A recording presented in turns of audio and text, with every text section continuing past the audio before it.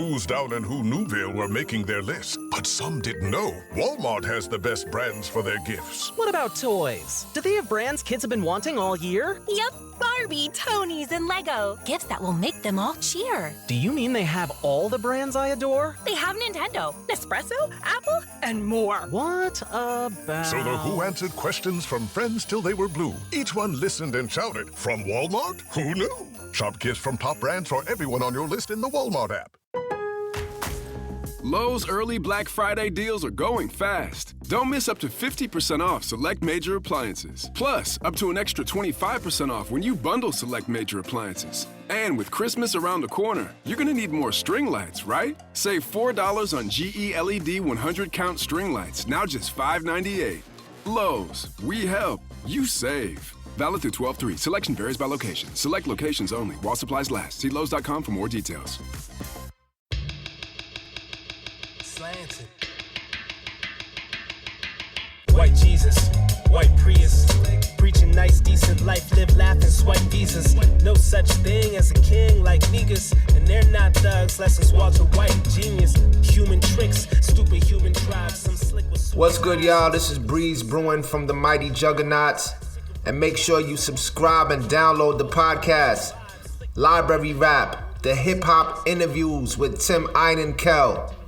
Hip hop journalism on the highest level. Yeah, what's up? It's your boy Joel Ortiz, and I want everybody to make sure that they subscribe and download the podcast, Library Rap, the hip-hop interviews with Tim Einenkel. Yo, Tim, I hope all is well. You my guy. I know these interviews are not interviews, they're actually conversations, and I appreciate them all. Yawa. Hey, what's up, everybody? This is Ice-T. I want you to do something for me. Make sure you download and subscribe Library Rap, the hip-hop interviews with Tim Einenkel. All right, stop playing. Download and subscribe. Library Rap, the hip-hop interviews with Tim Einenkel. It's cold. New album, Start Anew. Shad, welcome back to Library Rap Hip Hop Interviews with Tim Einenkel. I greatly appreciate you taking your time to be here. Yeah, thanks for having me back on, man. So, I want to start with I want to talk about the album, but first I want to just quickly ask you about the 4-part documentary series you did, The Hip Hop Evolution. It's great in many ways, but it's also great because it's kind of what journalism should be, especially you as a hip hop artist, and then you're able to do that role as a true journalist, which was wonderful to see. But I have to ask, out of all the experience of the documentary, all the interviews you did, what did you learn about yourself as an artist and as a writer, as an album creator, that you didn't know, and kind of like your takeaways from that?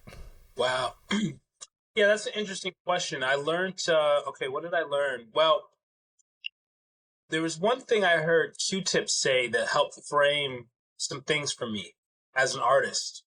It just kind of helped me understand my own evolution as an artist.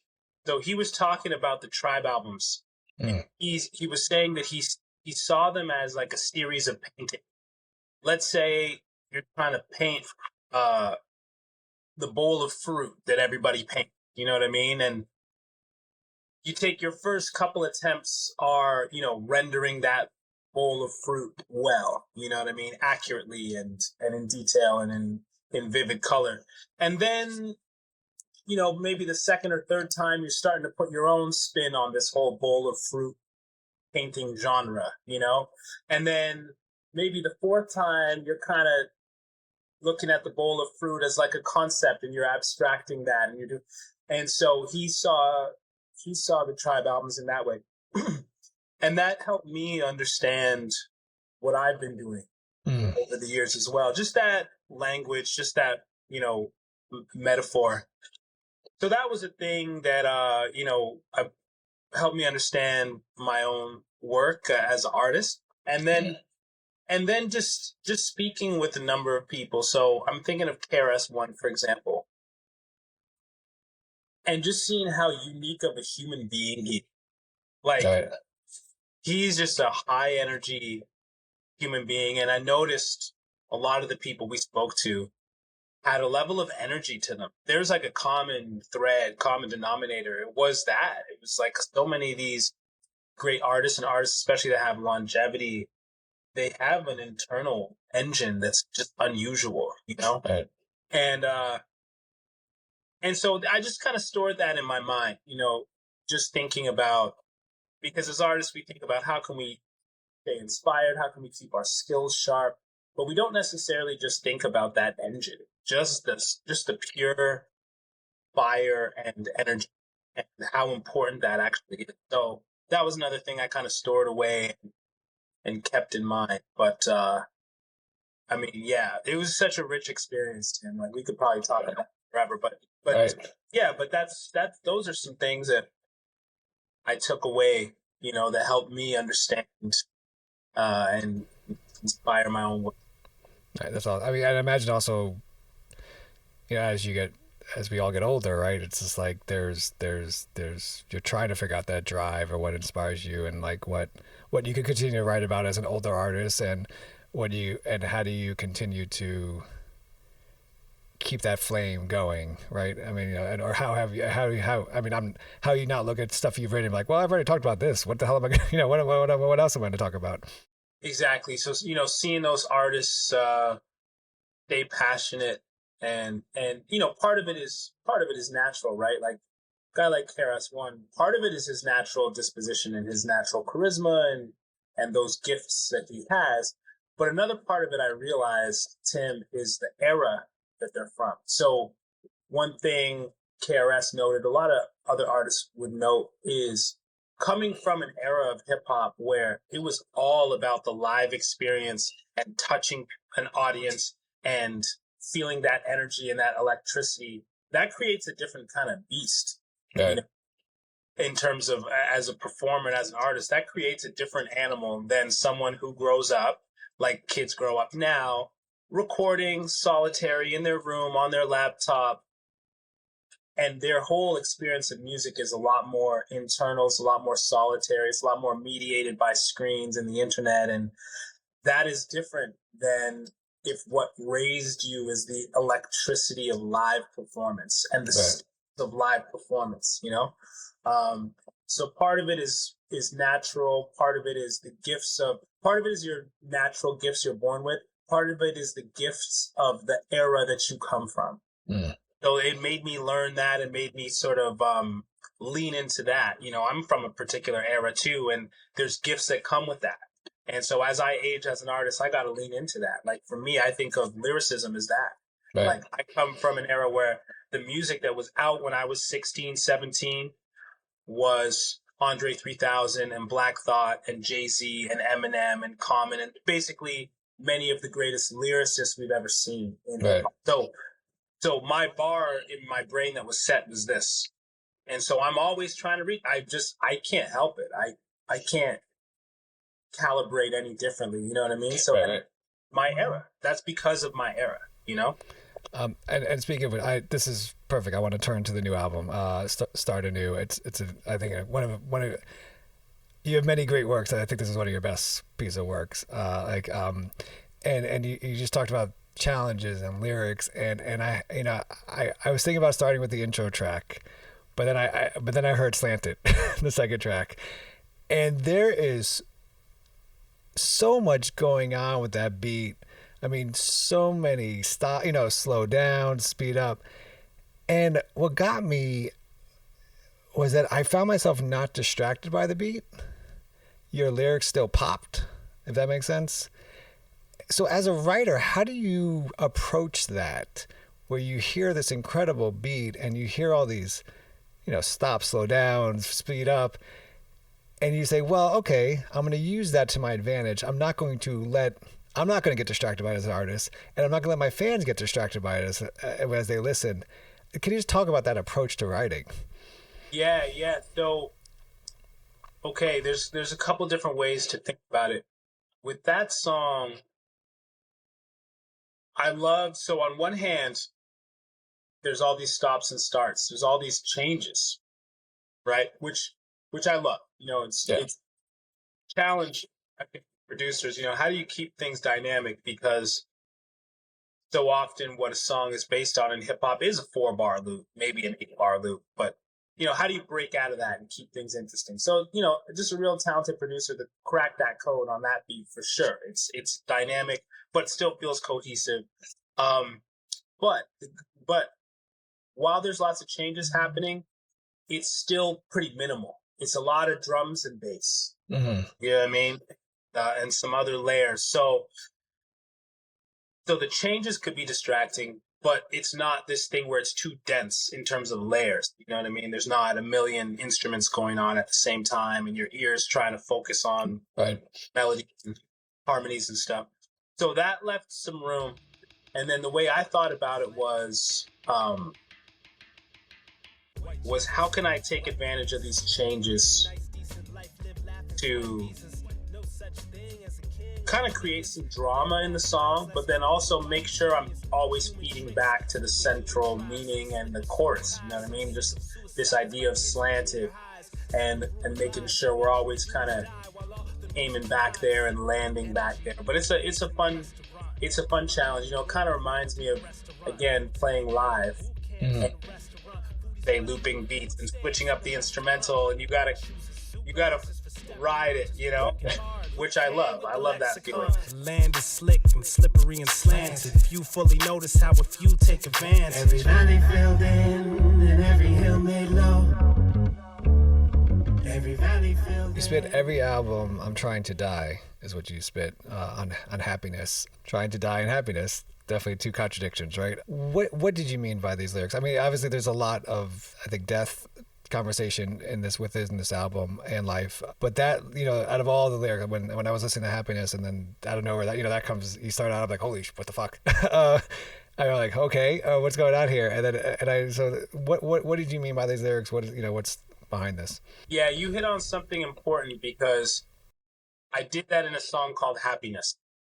And that's something important, because the idea I'm getting at is happiness is on the other side a lot of times of letting go. You know what I mean? Of just letting go of that grudge, letting go of that resentfulness or that or a feeling of regret or something. It's like, and so I use the term death to be provocative. Mm-hmm. But what I mean by death is loss, losing something, letting go of something. There's a lyric by a Canadian artist named Feist that I always liked, where she says, teenage hopes with tears in their eyes, too scared to own up to one little lie. Like, so often in our lives, there's one little fiction or story we tell about ourselves that we cling to. And if we could just let go of that, mm-hmm. we'd be happier. We'd be lighter. We'd be happier. We'd accept who we are. We'd accept other people. So that's what I'm getting at with that verse, man. I'm saying, yeah, every album I'm trying to die. The goal is ego death every time that I rhyme. Trying to kill all self, any pride that's inside. Destroy the places my reputation's trying to hide. Just letting go, shedding any sense of who I am in my own mind, of shedding any sense of who I think the audience is expecting me to be, just sort of like letting that go, or trying my best to. Sunshine after the rain is usually how we think of events of happiness, right? When I was thinking about this question, I could only think of Scarface and Mary Ben Early doing Sunshine After the Rain and that song. And then, but the next track after Happiness is called Rain. So you don't think the opposite. You don't think, especially you don't think the opposite, because Rain is such a track about life. It's about, what water does and what's the importance of water in our life. Can you talk about the order of these tracks and talk about why did you choose to line them up this way? I always think about that. The intro for me is basically laying out the themes. It's like intro is just saying quite plainly what I'm trying to say with this album. I start with the lyric, it's hard to let go when you don't know what to hold next, when you got to trust a lot because you control less. Wonder if that's what got us in this whole mess. And then slanted, I wanted to come with something, exciting and different and a bit disorienting, like you were saying, but also speaking to some of the challenges that come from this mindset, that come from greed and and clinging to control and not letting things go through their natural evolution and all of that. And then into some more optimistic songs, but still have layers to it. You know, happiness is positive. But I'm saying every album I'm trying to die, you know? Right. And Rain also is upbeat and it's positive. But I'm talking about rain. I'm talking about the choruses don't need to rain like a royal. We just need rain on the soil. We need to nourish and serve the world instead of try to, again, control it. And then it continues, you know, on from there. And Look Part 1 and Look Part 2 here. Those are important ones to have back to back. Both of them are about looking at reality, but and just kind of the importance of that. Before I ask you about bars and barbecue, what writing purposes? When did you come up with the concept for this album? One, I had the concept before. I was like, I think this is what I want to say. Feels like continuation of a conversation I kind of have been having for the last couple albums and exploration I've been on. And so this is what I'm trying to do. I think it's a big enough umbrella to hold a lot of different songs that come at things from different angles and have different feelings to them. And so I started with that overarching thing that kind of felt right, meaningful, and it felt like motivating for me as well. Like this is gonna give me the energy to get out of bed and keep chipping away at these songs. Yeah. I think I when Bars and Barbecues dropped, I tweeted out these lyrics, and I will try to repeat them, and hopefully I don't butcher them too well. And I want to do it, and there's two different verses, and I want to kind of connect the two. So you first spit, matter of fact, I'm more Jason Bourne, born to kill, but the source of all life. Give me my force of will, that and needing a $250,000 for my mortgage bill, just in case you want to support him. It's important still. And then at the end of the track, you spit, the bars of food, that's what we artists do. Stew on the thoughts so the bars are never hard to chew. And I want to connect these two lyrics because to me, you're telling the audience, your lyrics, your art, this is nutrition for the audience, right? This is the service. This is what artists do. And it makes you happy to provide that, right? But, you know, at the same time, you're saying, but we as artists need you to survive because we have families and we have ourselves and we have, you know. So one, am I connecting these two art lyrics correctly? And two, I admit I did a terrible job spitting the lyrics, but I thought it was important because, you know, lyrics are important, right? So I wanted to highlight these two and see that it's just these two connections that are happening. Can you kind of talk about these two verses? Yeah, for sure. You know, this is part of the fun for me of writing. You know, I can start with just like I started that song with just a simple idea of playing with bars and barbecues and just this rhyme thing and this wordplay, basically. But then out of that comes things, you know, comes real things, comes things from my own life and just what it is to be an artist. And I sing for my supper, man. I'm a working artist. I can't skate right off into the sunset. You know, I work. I work, like you said, to feed for myself while I'm trying to feed other people. You know what I mean? In a different sense. So yeah, you know, I wanted to put that in the song just because, you know, it's where the wordplay landed, but it's real. You know, it's self-deprecating in my own kind of style, but it's also real, and it's real stakes in this thing that I'm talking about in the album, which is like life and death. You know what I mean? It's like, yeah, man, like I'm really out here. Like I'm having fun here with these words, but yeah, I'm out here, man. I'm like everybody else trying to survive. You know, and then the second verse, yeah, really talking about the bars are food. That's what we artists do. Stew on the thoughts of the bars. It's never hard to chew. It's our joy. You know, as much as it's hard work, there's nothing wrong with hard work. It's still our joy to do this, to provide this, to give the best that we can to people, you know, through music. You know, and if I can go on a bit of a tangent, you know, it just calls to mind AI and all the stuff with AI, which, you know, my objection to it is not even from the paying my mortgage bills standpoint. It's really from the standpoint of like, yes, making music is hard work, but there's not a whole lot else to do. Right. This is what we love. Like life on earth is not easy. Right. There's not a lot of enjoyable things, and if you take them away, it's like, okay, but then what are we gonna do? Like, what's the point? You know? Right. Okay, Right. save this time, so now what am I gonna do? So, anyways, yeah, like that's what that verse is about. Yeah, it's hard work. You know, we stew on the thoughts. You're cooking that barbecue, man. It's like it takes a long time. You know what I mean? But it's also our joy. You know? And then the argument about AI from some people are like, well, it's going to give you more time to be creative, and then you're like, but then you're making AI tools to be creative. So what are you talking about? Exactly. So again, what is the point? You know, not from a self-preservation work standpoint, from a simple life enjoyment standpoint. Like, what are we doing? Was there ever a moment?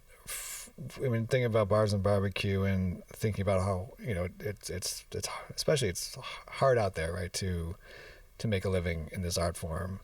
There's the few that, or, you know, the few Jay-Z's out there and whatever, and, you know, now you have YouTubers, so you have to do that, right? But was there ever a moment where you're like, maybe I should, you know, move on, or maybe this is not it for me anymore, or I just, you know, I love it and I'm going to do this as maybe like a labor of love type thing, but not going to be able to do it to provide, you know, A, B, and C. Yeah, you know what? It's always an evolving thing. It's always not evolving thing. It's always a situation that I'm gonna evaluate. You know, I have 2 kids, so fortunately, I'm able to provide for my family. But if that ever were not the case, you know, I come from honest, hardworking people, and I have no qualms about being an honest, hardworking person in another domain. Mm-hmm. You know, if that's what was called for. The way I think about it is always, the longer I get to do this, the less time I have to do something else. You know, right. If I have to get a different kind of job for 10 years, 5 years, it's like, great. Like, so that's one way I think about it. And, but, you know, another thing I've noticed, Tim, that's like really cool is even as things have gotten more and more challenging in terms of the music industry consolidating in this new way into 3-4 streaming services and, you know, 1 or 2 live music businesses. Right. There's also this thing that's quietly happening where bands are supporting in this really grassroots way that reminds me of 20 years ago when I started. Mm. And I would go up to shows with my box of, and people would be glad to pay at a pot. You know, like I put out my first album, I did a re-release on vinyl, and I was floored with the response. That's straight money in my pocket. Right. You know? And I'm hearing so many stories from artists in the same way, with people subscribing to their YouTube or their Substack, with people selling out their vinyl release or supporting on Bandcamp. And they're kind of going, I don't even know if I'm going to put this on Spotify. I don't need to. Right, you know? Right. So there's these things that are quietly happening because at the end of the day, there's a couple things that will always stay true. And one is that there's no history of human cultures without music. We love music. We gather together. We make sense of our lives through music. And 2, people are willing to support it. Yeah. They really are. They really love to be around it. And they love to support it, and they want it in their lives. And they feel good about it. So those 2 things will always kind of continue to be there, and the industry will evolve. Fear of death. The last track on the album, Fear of Death. Great name, heavy name for a track.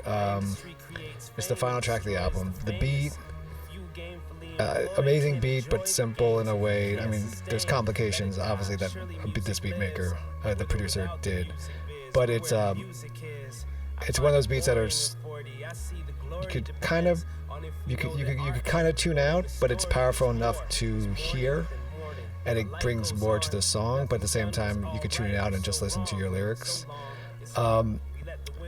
when you heard this track and you were started to write, what went through your mind? What were you, and then why did you choose this as the final track of the album? Yeah, so I heard that. This is a producer I've worked with a lot, Rick Melt.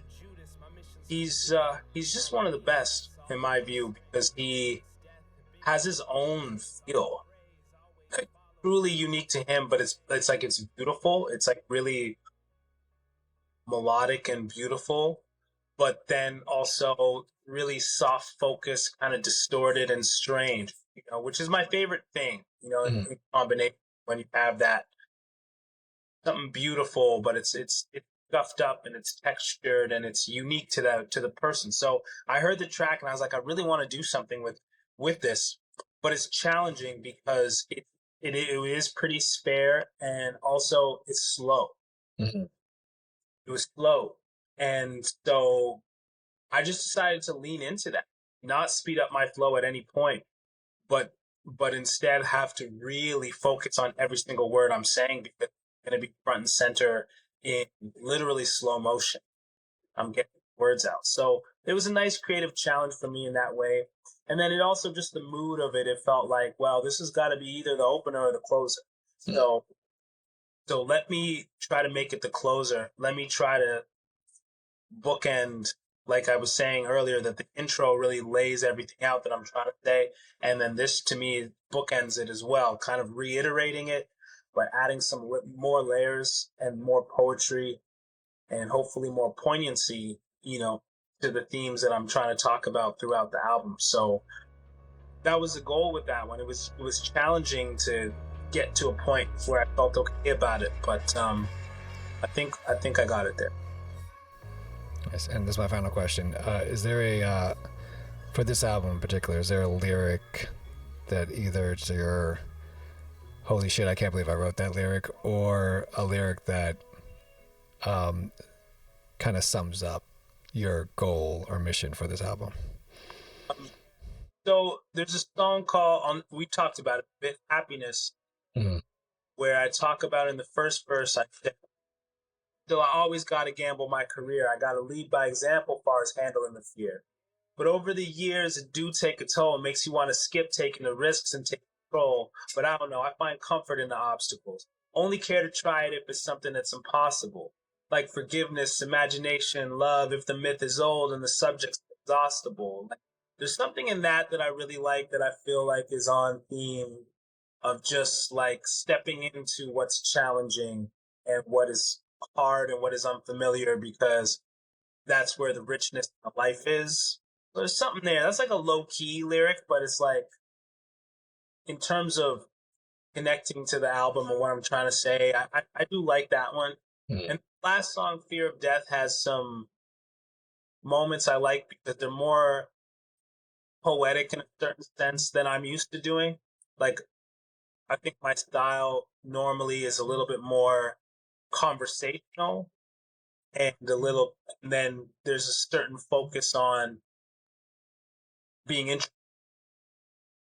Whereas on that song, there's some moments that are poetic. They're not really conversational. They're more like poetry, right? Poetry, and less intricate in the hip hop way of the rhyme schemes and stuff. So there's a moment, for example, I say, now is the time to take risks and practice patience. Break down and build to make a better basis. We run from love or chase it, but rarely just embrace it. So like line like that is something I don't often lean into that kind of poetry and say a thing like that. Or in the first verse, I say, there's morning, then morning, a light goes on. Nothing done was all right or so wrong. Like that kind of lyricism is not something I often do. To me, it's a little bit of a different style that I'll call more poetic. On a personal note, when I first heard when Bars and Barbecue dropped, first just the Bars and Barbecue part, like those words, hit hard. But then after listening to that record like 5,000 times and then waiting for the album to drop, and maybe it's an older thing, I don't know, but I found myself like I found listening to each track that your lyrics popped more than before. I don't know, and it was definitely from the bars and barbecue, and listening, reading those two verses that I said to you, and how much those stood out to me, that I knew there was going to be a lot, and there is usually lyricism with you, but like a lot more lyricism and a lot more kind of maybe quote unquote Easter eggs that I had to try to listen for, and I'm still going to go back and try to listen and try to figure anything out. But it was definitely the bars and barbecue was like the starter for me. That's cool. Yeah, I mean, one thing I did try to do, we've touched on it a little bit, was keep the beats more spare, so that. Because that's my style is to be pretty dense as a lyricist. I can't really get away from that. So, bars and barbecue is pretty simple, pretty strict. I didn't augment that track, much. I just kind of kept it, or at all, really. And a few of the songs on the album are like that, where it's like I'm not gonna add any. I'm gonna resist my instinct to add stuff, music. And so the lyrics can have more space and to just be what they are. So I appreciate new album, Start Anew. And thank you, as always, for taking the time to do this. I greatly appreciate, anytime any new music drops, I'll definitely love to keep interviewing about it. Dope. Man, I appreciate it. Born to kill. But the source of all life gives me this force of will. That and needing $250,000 for my mortgage bill, just in case you wanted to support them. It's important still. I like hot lines and lines on my pork and veal. That's bars and barbecues. Bars and barbecues. What can 160 years of experience teach you about the future? When it comes to protecting what matters, Pacific Life provides life insurance, retirement income, and employee benefits for people and businesses building a more confident tomorrow. Strategies rooted in strength and backed by experience. Ask a financial professional how Pacific Life can help you today. Pacific Life Insurance Company, Omaha, Nebraska, and in New York, Pacific Life and Annuity, Phoenix, Arizona. The Who's Down in Who Newville were making their list, but some didn't know Walmart has the best brands for their gifts. What about toys? Do they have brands kids have been wanting all year? Yep, Barbie, Tony's, and Lego. Gifts that will make them all cheer. Do you mean they have all the brands I adore? They have Nintendo, Nespresso, Apple, and more. What about... So the Who answered questions from friends till they were blue. Each one listened and shouted, from Walmart? Who knew? Shop gifts from top brands for everyone on your list in the Walmart app.